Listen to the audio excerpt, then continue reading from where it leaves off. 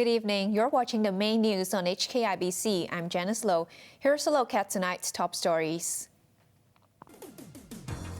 A big leap for China's aviation industry as the first domestically produced airliner completes its maiden voyage. U.S. President Joe Biden reaches a deal in principle with Republican leader Kevin McCarthy to raise debt ceiling. China's first domestically developed passenger aircraft has completed its maiden commercial voyage today.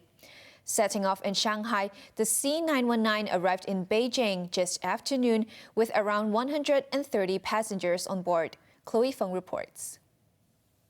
It was a moment Chinese aviation authorities had been waiting for 16 years. The C919, China's first domestically developed and produced passenger jet, took off from Hongqiao Airport in Shanghai at about 10:30 a.m., 10 minutes ahead of schedule. Its maiden commercial voyage was a 2-hour flight to Beijing, operated by China Eastern Airlines with the symbolic number MU9191. With around 130 passengers on board, the plane touched down at Beijing Capital Airport at 12:31 p.m. To mark the historic occasion, the narrow-body jet received a water salute on the tarmac before taxiing to the parking bay where another welcome ceremony was held. Excited staff and passengers celebrated the feat by singing songs on board. With this man saying it was an unforgettable experience. Very stable and comfortable, he said, while expressing hope China will one day also produce wide-body jets. With the aim of reducing reliance on foreign companies, the State Council approved the development of the C919 in 2007. The program drew worldwide attention, but was plagued by a series of delays and setbacks.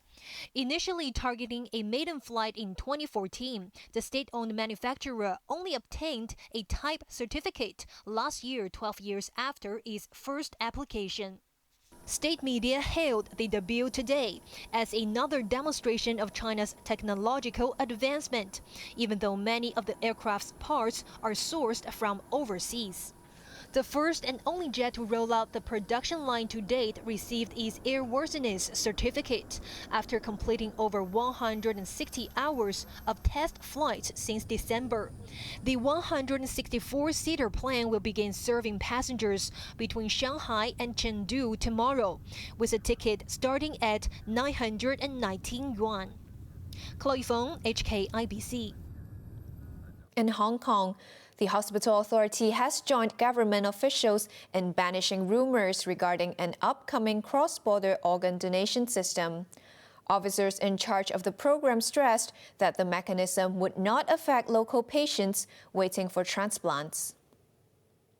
There's actually a lot of people waiting for transplant in Hong Kong, but the donation rate is not meet that demand. There is a high possibility to match the organ to the patients on the waiting list. So I don't think there's a high possibility for the organ to transfer to other country, to China nowadays. Chief Secretary Eric Chan also chipped in today on social media. He said the organ transfer mechanism is only activated if no suitable recipients can be identified locally. The Department of Health also announced tonight that an inquiry system has been set up for residents to see if they are on the donation register. The new function is now accessible on the government's IM Smart platform. A special duties team set up by the Department of Justice to handle cases related to the 2019 citywide protest has been disbanded. Confirming the news today, Secretary for Justice Paul Lam downplayed the move, saying it was merely a manpower reshuffle. Over 10,000 people were arrested during the months-long anti-government protests in 2019. As of this year, more than 6,000 of them still have not been prosecuted.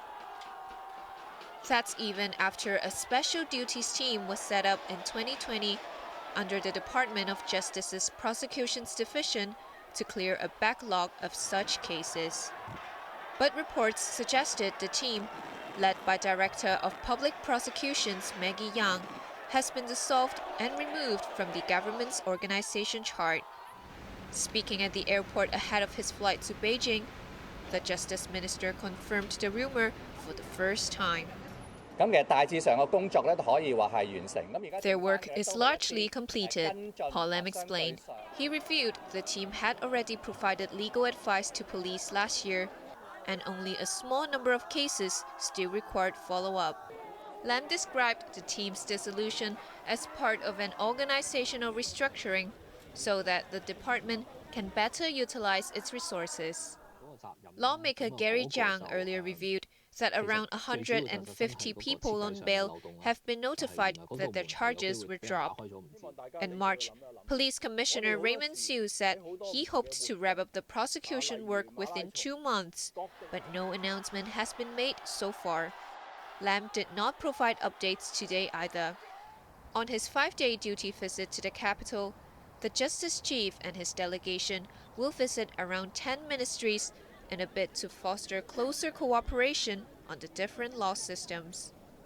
The former Bar Association chairman also expected talks on Article 23 legislation, saying the central government has placed great emphasis on the matter. Turning overseas, an 11th-hour agreement has been reached between U.S. President Joe Biden and Republican leader Kevin McCarthy to raise the country's debt ceiling and avert a catastrophic default. Biden described the deal as a concession, as both sides might now sell the plan to their allies before it is put to a vote. Chloe Fong reports. With just days to go before the United States faces a historic default, the government has struck a tentative agreement with the opposition party to raise the debt ceiling. The deal came after a 90-minute phone call between President Joe Biden and House Speaker Kevin McCarthy. In a brief press conference at the Capitol, the top Republican would not spell out the terms of the agreement. We still have a lot of work to do, but I believe this is an agreement in principle that's worthy of the American people. It has historic reductions in spending, consequential reforms that will lift people out of poverty into the workforce, rein in government overreach. There are no new taxes, no new government programs. If what McCarthy said was true, it means a plan by Democrats to impose taxes on the rich to shrink debt will not go ahead for now. The Republican leader confirmed more discussions are in store ahead of a possible vote on Wednesday. In a statement on Twitter, Biden described the breakthrough good news for American people.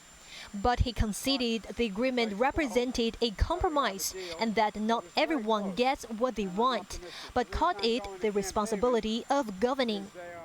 The words suggest the president foresees resistance when he sells the deal to his own allies in both chambers of Congress in the coming days. According to reports, the 2-year budget deal will keep non-defense spending flat in 2024 and increase it by 1% the following year. That was much milder than the 8% cut some Republicans had earlier pushed for. Treasury Secretary Janet Yellen had warned that an extension must be finalized by June the 5th to avoid a default. Lifting the ceiling allows Washington to continue to borrow money to fund spending, which includes welfare benefits and aid programs. Chloe Fong, HKIBC. Turks returns to the polls in a presidential runoff, which could see incumbent Recep Tayyip Erdogan extend his rule into a third decade. Erdogan and his wife cast their ballot at a voting station in Istanbul. The 69-year-old is poised to win another 5-year term after coming just short of an outright victory in the first round of vote a fortnight ago. His rival, opposition leader Kemal Kılıçdaroğlu, turned up at a voting booth in capital Ankara. His campaign hinges on the promise to reverse Erdogan's democratic backsliding, as well as rebuilding the economy through conventional policies. On to the weather now. Fine and very hot tomorrow, but expect heavy pollution. Temperatures will range between 27 and 33 degrees. The sizzling conditions will stay for a few more days. Now let's take a look at the weather around the world.